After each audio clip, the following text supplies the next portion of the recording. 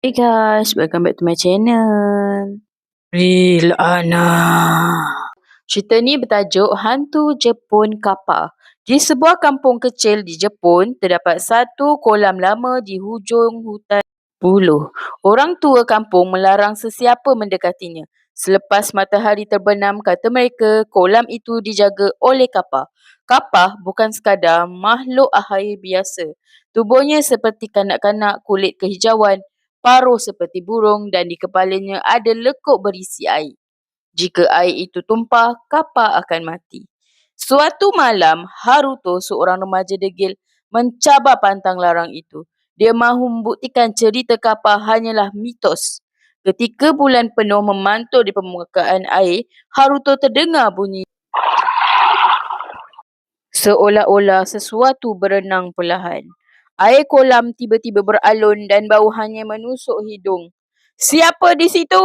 jeritnya.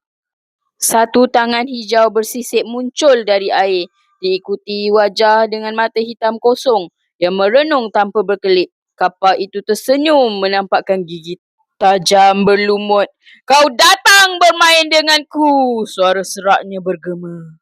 Haruto cuba lari tetapi kakinya terasa berat. Air kolam naik sendiri, menariknya ke tengah. Kappa memegang bahunya terlalu kuat untuk makhluk sekecil itu. "Serahkan Shirikoda kau," bisiknya. Haruto menjerit, meronta lalu secara tidak sengaja tunduk hormat. Seperti adat Jepun, air kepala kapal tertumpah. Makhluk itu menjerit kesakitan dan menghilang ke dasar kolam.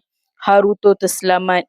Namun keesokan paginya, orang kampung menemui Haruto duduk di tepi kolam. Matanya terbeliak, wajahnya pucat dan senyumannya beku. Sejak hari itu, setiap malam bulan penuh, kanak-kanak kampung mendengar suara ketawa kecil